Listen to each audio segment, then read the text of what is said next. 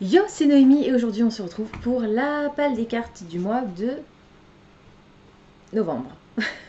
Pas de palle des cartes au mois d'octobre puisque c'était le Spookoplathon de Becca, mais bel et bien une pile à lire. Et comme d'habitude, on va revenir un petit peu sur ma pile à lire du mois précédent avant d'entamer la pile à lire du mois suivant.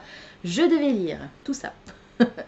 Les Tribulations d'Esther Parmentier, le tome 2 de Maëlle Dessart, Trafic sanglant, vampire sur les dents, pour un livre avec des sorcières. Je l'ai lu. Je devais lire Amour et amitié puisque j'étais tombée sur une case, je crois que c'était Welcome to Hell, qui m'obligeait à lire le titre qui avait été écrit. Alors, Welcome to Hell, oui, mais c'est carte chance dans le cas de Becca, c'était pas une carte Welcome to Hell, une carte chance.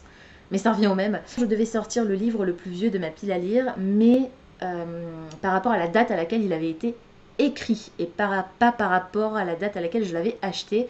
C'était Amour et amitié de Jane Austen, je l'ai lu. Fire with Fire de Destiny Soraya était dans ma pile à lire parce que c'était ma lecture bonus en VO, je l'ai lu. Je les enlève au fur et à mesure parce que c'est extrêmement lourd. Cruel Illusions de Margie Fuston, c'était pour Big Book, donc un livre qui faisait plus de 500 pages. Je l'ai lu. La Maison des Feuilles de Mark Z. Danielewski était dans ma pile à lire pour un livre avec une forêt sur la couverture. C'est la Maison des Feuilles, il y a des feuilles et des branches sur la couverture, donc c'est pour ça que je l'avais intégré à cette pile à lire, je l'ai lu. Le sang et la cendre de Jennifer Lerman Trout, le tome 1 de cette série, était dans ma pile à lire du Spookoplathon puisque je devais scroller sur Instagram et le premier livre sur lequel je tombais qui était dans ma pile à lire et que je n'avais pas lu, je devais le sortir, c'était celui-ci. Je l'ai lu. A Diary of Blood de S.T. Gibson que je suis en train de lire. J'ai atteint la page 82. Je vais le continuer cet après-midi. Il est 15h10 et on est le 26 octobre. Donc j'ai largement le temps de le lire. Et c'est celui-ci qui était dans ma pile à lire pour Broken Mirrors. Parce que le cadre tout autour est symétrique et aussi parce qu'on a des genres de craquelures dans la peinture. Donc celui-ci, je suis en train de le lire et je n'ai pas encore commencé La Maison au Cola, mais bon, pareil, je vais le lire très très vite, peut-être même cet après-midi ou demain, je ne sais pas. La Maison au Cola donc, et autres contes délicats de Clémentine Ferry et illustré par Sanoé. Et celui-ci était dans ma pile à lire pour Candy Corn, donc une gourmandise, un livre facile à lire sans beaucoup d'enjeux, pas forcément de la high fantasy. Voilà. Donc je trouve que pour le côté sucrerie et bonbons, ça collait plutôt bien. Et la plupart de ces titres font également partie de mon Pumpkin Autumn Challenge, mais je vous donnerai plus de précisions sur les critères pour lesquels j'ai choisi ces livres dans mon wrap-up que vous verrez la semaine prochaine. Comme il s'agit de la pile à lire du mois de novembre, c'est ma dernière chance d'intégrer mes titres du Pumpkin Autumn Challenge à cette pile à lire. Donc j'ai croisé les doigts très très fort, il y en a malheureusement un que je n'ai pas réussi à caser. Heureusement c'est un titre court, donc je ne vais pas vous en parler dans cette vidéo, mais je devrais réussir à le lire en plus. C'est parti pour la pile à lire, la palle des cartes du mois de novembre. Pour ma palle des cartes du mois de septembre, on s'était arrêté sur la case 4 mots ou plus, donc on va repartir de cette case et c'est parti avec le premier roll. 7, 1, 2, 3, 4, 5, 6, 7. Un livre qui se termine par un nombre de pages pair. Pour un livre avec un nombre de pages pair, j'ai sorti La Villénologie, le tome 1 de Violaine de Carnage. C'est une autrice alsacienne. C'est un recueil de nouvelles. Il s'agit d'un recueil de réécriture horrifique, pornographique, pas érotique. Pornographique. Vraiment, c'est très très très graphique. Des contes, tout simplement. Donc on a 100% triangle amoureux, Putride Saint-Valentin, Mange pas ton gras la bouche pleine, Minuit moins dentiste et Blanche-Neige et les zombies. Voilà. J'ai rencontré l'autrice aux Imaginales cette année. Et j'ai très très hâte de lire ce livre. J'espère qu'il me plaira. Je crois que je vous en avais parlé, mais la dernière fois que j'avais lu une réécriture, alors c'était pas une réécriture, c'était plus inspiré d'eux. Graphique, horrifique, horrible d'un conte, c'était Blanche-Neige, dans la collection Les Contes Interdits aux éditions Contredire, et j'avais détesté. Mais je suis toujours aussi fan des réécritures de contes, donc je me dis peut-être que c'était juste ce titre-là, et j'ai envie d'essayer autre chose. Cette autrice est française, et non seulement elle est française, mais en plus elle est alsacienne. Donc j'ai hâte de me plonger dedans. Je sais que il y a des chances pour que j'apprécie pas forcément. Je prends le risque, et j'y vais tout en sachant que... Enfin voilà, faut pas que je m'attende à des paillettes et le pire que je puisse imaginer, ça risque d'être encore pire que ça dans ce bouquin. Donc, vraiment, voilà. J'y vais sans a priori aucun, ou alors j'y vais avec un a priori, mais le bon. C'était un des titres qui me restait à caler du Pumpkin Autumn Challenge, mais pareil, je vous redirai ça au moment de mon wrap-up. Et pour que vous puissiez constater par vous-même, alors essayez de ne pas regarder le texte pour pas vous faire spoiler, mais la dernière page, c'est la page 174. Après, il n'y a plus rien. Il y a juste une photo de l'autrice et le mot de remerciement. Donc l'histoire se termine à la page 174. Rôle numéro 2. 7, 1, 2, 3, 4, 5, 6, 7. Un livre du Plib. Ensuite, je suis tombée sur la case Plib et j'ai miraculeusement réussi à caser l'autre, donc l'avant-dernier, puisque je vous ai dit qu'il y en a un que j'avais pas réussi à caser. L'autre titre qu'il me restait à lire de mon Pumpkin Autumn Challenge, sachant qu'il m'en reste encore d'autres, c'est les reliques de ma palle de septembre, que j'ai pas encore lu et que j'espère pouvoir caser aussi. Mais celle-ci, j'espère pouvoir les caser d'ici la fin du mois d'octobre, puisque comme je vous l'ai dit, on est seulement le 26. Donc il me reste un petit peu de temps. Pour la case Plib, je crois pas que j'ai dans ma pile à lire. Ou alors si, peut-être je dois en avoir un. C'est pas important. Le livre que j'ai choisi a été écrit par une autrice qui a précédemment été sélectionnée pour le Plib. Et non seulement cette autrice a été sélectionnée pour le Plib, mais en plus le tome 1 du tome 2 dont je vais vous parler a été sélectionné pour le Plib. Donc c'est la même série. Du coup je me suis dit ça va, je tire un peu la corde mais pas non plus trop. Il s'agit de L'Automne des Magiciens, le tome 2 La Reine Noire d'Hélène P. Merel. C'est de la high fantasy. Dans le tome 1, on a une histoire un petit peu... Alors ça m'a beaucoup fait penser au Magicien d'Oz, parce qu'on a un guerrier lion. Voilà. Et on va faire la rencontre de deux sœurs. Donc notre héroïne qui est en fuite et sa sœur qui est la reine. Et notre héroïne a des pouvoirs très particuliers qui font qu'elle est en fuite. Je crois que sa sœur veut la marier. Et comme je me souviens plus trop de l'histoire, je me demande s'il faudrait pas que je relise le tome 1. Ou au moins que je me trouve un résumé spoilant. J'avais vraiment beaucoup aimé l'univers, les personnages, dans le premier volume. Donc je suis contente d'y retourner. Et une fois que j'aurai lu le tome 2, ce serait bien que je réussisse à enchaîner assez vite avec le tome 3. C'est une trilogie. Et pour pouvoir ensuite lire les autres romans de l'autrice. En attendant, j'ajoute celui-ci à ma palle des cartes du mois de novembre. Et ouais, je pense qu'il faudrait vraiment que je relise le premier parce que j'ai plus aucun souvenir de l'histoire. À part ce personnage qui m'a vraiment marqué, le personnage du soldat lion, qui n'est pas métamorphe, hein, qui est vraiment un lion, enfin un lion, un homme lion. Il se transforme pas en lion. Vous avez vu la couverture, quoi. Bref, voilà. Donc, celui-ci rejoint également ma pile à lire du mois de novembre. Rôle numéro 3. 6. 1, 2, 3, 4, 5, 6. Un livre qui fait partie d'une série en cours. Ensuite, je suis tombée sur la case une série en cours. C'est-à-dire que je dois sortir de ma pile à lire un livre qui fait partie d'une série qui est toujours en cours de publication à l'heure actuelle, donc une série qui n'est pas terminée. Alors, ça m'embête un peu, parce que du coup, ça veut dire que je ne vais pas forcément terminer de série ou avancer dans une série qui est bientôt finie, mais j'ai sorti le tome 4 d'une série qui est en cours, mais dont le tome 5 n'est pas encore paru, que ce soit en français ou en version originale. Et ce livre, c'est un de ceux que vous verrez probablement à la fin du mois dans mon book haul unboxing, puisque je l'ai récupéré là très très récemment. Et c'est Un palais de flammes d'argent de Sarah J. Maas. Je suis trop contente. Je ne pensais pas le lire aussi vite. Mais comme l'histoire... Oh purée, c'est écrit tout petit. Mais comme l'histoire du tome 3 et du tome 3.5 est encore fraîche dans ma tête, puisque je les ai lus cette année, je me dis c'est le moment. de lire le tome 4. Je vais essayer de me trouver à nouveau un petit résumé spoilant. Je pense pas que je les relirai. Ou alors si, je les relirai peut-être parce que il y a la version audio maintenant qui est disponible sur Audible. Donc peut-être que je me ferai un petit plaisir et que je les écouterai les uns à la suite des autres si j'ai le temps. Parce que j'ai aussi d'autres choses à faire.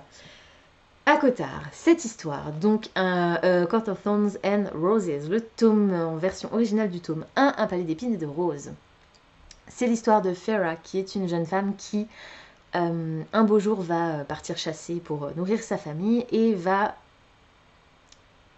pas, de manière consciente, elle va pas ne pas le faire exprès, elle va s'en rendre compte, elle va tuer un loup. Sauf que ce loup n'est pas n'importe quel loup, c'était un faille transformé en loup. Et le seigneur de la cour du printemps, dont était issu ce faille métamorphe, va venir récupérer la vie de Feyre, une vie pour une vie, et va l'emmener à la cour du printemps, donc dans le royaume des failles. De là va se dérouler une histoire qui, dans le tome 1, est une réécriture de La Belle et la Bête, qui va énormément évoluer à partir de là vers toute autre chose. On a un univers complexe, des personnages incroyables, des personnages tête à claque, mais j'ai mes petits chouchous et je suis très très très très contente de les retrouver dans ce tome 4, sachant que les 3 premiers volumes et le tome 3.5, surtout les 3 premiers volumes, suivent notre héroïne, Feyre, et les personnages qui gravitent autour d'elle. À partir du tome 4, on va suivre un autre personnage. Et je ne sais pas si ce personnage va avoir droit à sa propre trilogie ou si les tomes suivants seront systématiquement du point de vue d'un autre personnage. Je crois que l'autrice est plutôt partie pour faire ça. Donc voilà, j'ai quand même très très hâte. Même si c'est un personnage que j'ai encore un peu de mal à apprécier vraiment. On va voir ce que ça donne. En numéro 4. 5, 1, 2, 3, 4, 5. Un livre qui me permette d'atteindre un de mes objectifs pour cette année. Ensuite, je suis tombée sur la case Goal. Donc, il faut que je sorte un livre de ma pile à lire qui me permette d'atteindre un de mes objectifs. Je me suis retrouvée un petit peu embêtée parce que, à part un, je n'ai plus de livre actuellement dans ma pile à lire qui me permettrait de terminer une série. Et le problème, c'est que ce livre, c'est le tome 3 de Gods of Men, et j'attends Diane pour qu'on puisse le lire ensemble. Oups. Donc, j'étais embêtée, jusqu'à ce que je me souvienne que, ah, tiens, les 12 livres qui doivent s'autodétruire à la fin de l'année, il m'en reste 6 à lire. Je les lirai, voilà. Vous savez déjà que je vais échouer cette année à ce challenge. Il est hors de question qu'au mois de décembre, je lise les 5 plus vieux titres de ma pile à lire. J'en ai absolument pas envie du tout. Mais sur les 6 livres qu'il me restait, il y en a un que j'avais envie de lire quand même, de lui donner une chance. C'est de la Beat Lit. Et c'est de la Beat Lit MM. Il s'agit de L'Appel du renard de Charlie Reinhardt. Et non seulement c'est de la Beat Lit MM, mais en plus c'est de la Beat Lit MM française. Donc, on est sur un shérif qui revient de la guerre en Irak, je crois, et qui devient donc shérif. Alors, il n'est pas shérif au départ. Un soldat qui revient de la guerre en Irak et qui devient shérif dans une petite ville du Wyoming, jusqu'à la découverte d'un corps atrocement mutilé dans les bois. De là, on a un deuxième personnage masculin qui va arriver et qui va se mettre un petit peu dans ses pattes, qui va essayer de mener l'enquête un petit peu de son côté. Et en fait, ce qu'ils ne savent pas, tous les deux, c'est qu'ils sont tous les deux métamorphes. Ils ne se transforment pas en le même animal, mais ils sont tous les deux métamorphes et ils vont tomber amoureux l'un de l'autre. Action, romance, slash. Donc, il va y avoir un petit peu du cracra. S'il y a des corps mutilés, je suppose que on va avoir quelques descriptions. Ça me fait pas trop peur, ça va. Voilà. Je pense que bien enrobé dans tout le reste. J'espère qu'il y aura de l'humour parce que c'est ce que j'apprécie aussi dans la Beat Lit, c'est le côté un petit peu humoristique. Je m'attends pas à ce que ce soit aussi drôle que Rebecca Keane par exemple. Tout le monde peut pas être aussi drôle que Cassandra O'Donnell. C'est un talent qu'elle a, un don particulier. Mais j'espère qu'il y en aura un petit peu et je suis curieuse de découvrir une romance MM parce que j'en lis pas souvent.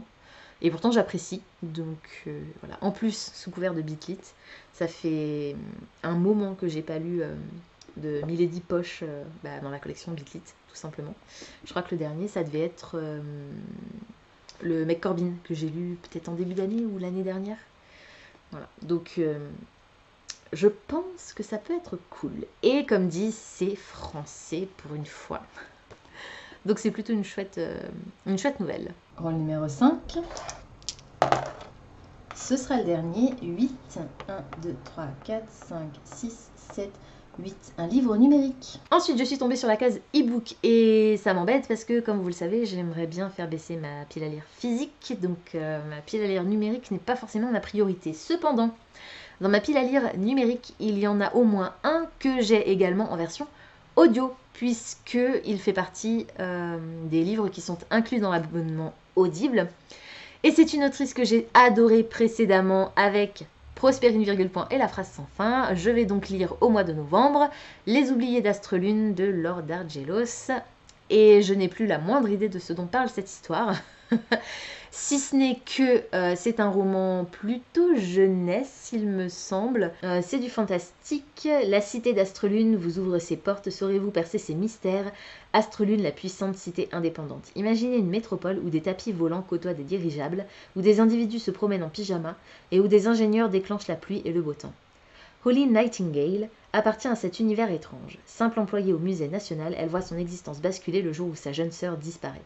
Tandis que le mystère ne cesse de s'épaissir, d'étonnants alliés croisent sa route, un avocat maladroit et un pirate au passé trouble. De découverte en découverte, Holly se retrouve happée dans une dangereuse spirale, et si rien n'était ce qu'elle croyait, et si Astrelune baignait dans un gigantesque mensonge.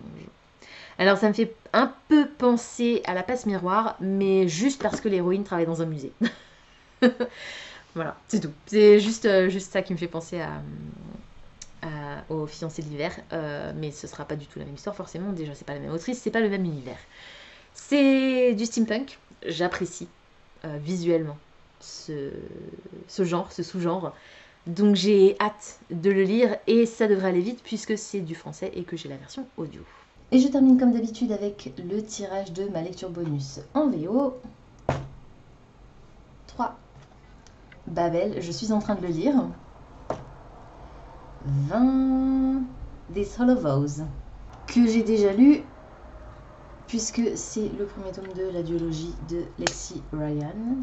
C'est bizarre d'ailleurs.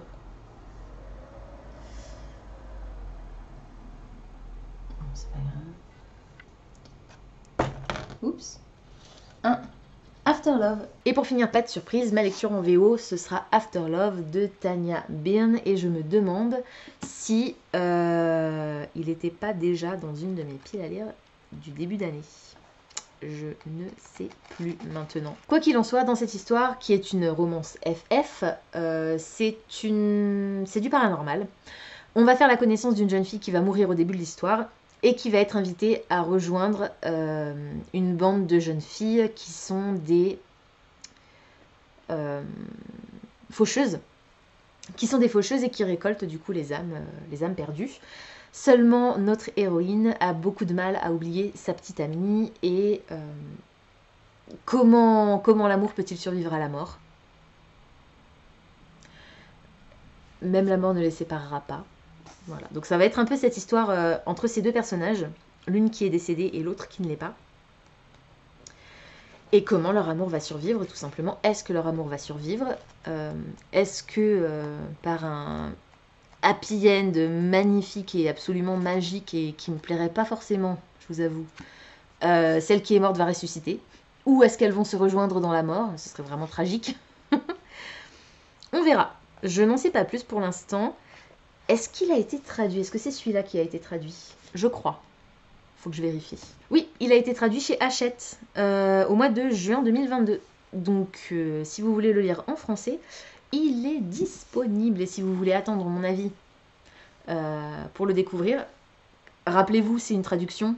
Donc, mon avis, vous aurez mon avis fidèle, entre guillemets, sur l'histoire. Après, au niveau du style, je pourrais pas dire comment est la traduction. Mais au moins, vous saurez si l'histoire vaut le coup. Voilà, c'est tout pour aujourd'hui. J'espère que cette vidéo vous aura plu. Comme d'habitude, n'hésitez pas à me dire dans les commentaires si certains des titres que je vous ai présentés aujourd'hui vous intéressent, si vous les avez déjà lus et surtout ce que vous en avez pensé. N'hésitez pas également à me dire quelles sont les lectures que vous avez prévu de faire au mois de novembre. Est-ce qu'il y a des titres que vous voulez absolument lire d'ici la fin de l'année? Pensez à vous abonner à la chaîne, à liker et à partager cette vidéo, ça me fera toujours plaisir. Pensez également à activer la petite cloche des notifications qui vous permettra de savoir quand je poste du nouveau contenu. En attendant de vous retrouver, je vous souhaite d'excellentes lectures et je vous dis à très bientôt dans une prochaine vidéo. Ciao!